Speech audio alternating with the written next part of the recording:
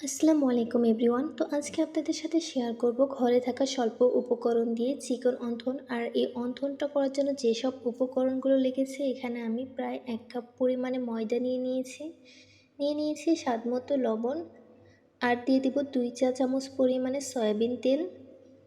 Soybean তেলটা দিয়ে দেওয়ার পর এটাকে হাতের সাহায্যে ময়দার মধ্যে খুব ভালোভাবে মাখিয়ে নেব। আর এখানে আমি অল্প অল্প পরিমাণে পানি দিয়ে ডোটা করে নেব। আর ডোটা কুসুম গরম পানি দিয়ে করে নিলে ভালো হয়। আর ডোটা যেন একবারে শক্তও না হয়, একবারে যেন নরমও না হয়, সেদিকে খেয়াল রাখতে হবে। ডোটা করে নেওয়ার পর তারপর এটাকে তেল ব্রাশ করে এটাকে সাইডে রেখে দেব। আর অন্থনের ভিতরে পুরটার জন্য এখানে আমি নিয়েছি বোনলেস চিকেন। আর এখানে দিয়ে দিব কাঁচামরিচ কুচি। চাইলে আপনারা কাঁচামরিচটা কুচি কুচি করেও ব্যবহার করতে পারেন। চিকেনটা ব্লেন্ড করে নিয়ে নেওয়ার পর তারপরে এখানে আমি দিয়ে দেব সামান্য পরিমাণে সয়া সস, টমেটো সস, তারপরে দিয়ে দেবো সামান্য পরিমাণে লবণ। যেহেতু সয়া সস ব্যবহার করেছি, লবণটা কম করে দিতে হবে। আর তারপরে এখানে দিয়ে দেবো আদা রসুনের পেস্ট, পেঁয়াজ কুচি, আর দিয়ে দিয়েছি এখানে আমি গাজর কুচি। চাইলে এটাকে আপনারা স্কিপ করতে পারেন। আর এখানে দিয়ে দেবো গোলমরিচ। আর যেন চিকেনের একটা গন্ধভাব না থাকে, সেজন্য এখানে সামান্য পরিমাণে দিয়ে দেবো লেবুর রস। লেবুর রসটা দিয়ে দেওয়ার পর এটাকে মাখিয়ে সাইডে রেখে দেবো। আর এখানে আমি নিয়ে নিয়েছি প্রায় 2 চামচ পরিমাণে তেল, আর 1 চামচ পরিমাণে কর্নফ্লাওয়ার দিয়ে দিয়েছি। এটাকে খুব ভালোভাবে মাখিয়ে নেওয়ার পর এখন আমি ময়দার ডোটাকে এভাবে ছোট ছোট করে লেচি কেটে নেব।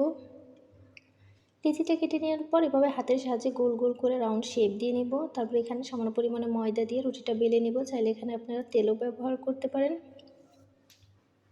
তো এভাবে আমি কয়েকটা রুটি বেলে নিয়ে নিয়েছি। আর এখানে আমার আগের থেকে করে রাখা কর্নফ্লাওয়ারের মিশ্রণটা আমি এখন রুটির উপর দিয়ে দিব। রুটির উপর এটা দিয়ে দেওয়ার পর একে একে সবগুলো রুটি এভাবে আমি দিয়ে তারপর রুটিটাকে আমি এভাবে বেলে নেব।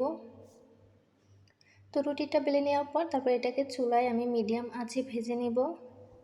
চুলার আঁচটা একদম মিডিয়াম আঁচে রাখতে হবে। আর এটাকে কয়েক সেকেন্ড ভেজে নেওয়ার পর এটার চারপাশটা এভাবে কেটে নেব।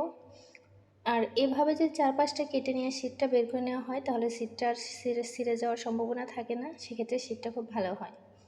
তো চেষ্টা করবেন চারপাশ এভাবে কেটে নিয়ে শীটটা বের করার।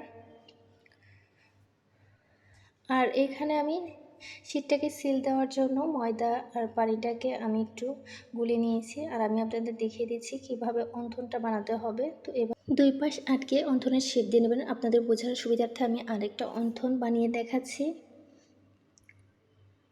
আর এটা ওইভাবে বলার কিছুটাই, দেখতে পাচ্ছেন কিভাবে এটা বানাতে হবে। শুধু 2 পাশটা এভাবে জাস্ট আটকে দিলেই হবে।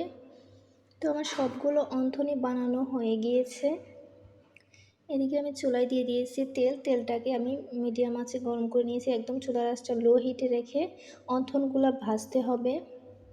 তো সবগুলো অন্থনই আমার ভাজা হয়ে গিয়েছে। ধন্যবাদ সবাইকে আমার ভিডিওটি দেখার জন্য। আর যদি ভালো লেগে থাকে তাহলে অবশ্যই লাইক কমেন্ট শেয়ার করবেন।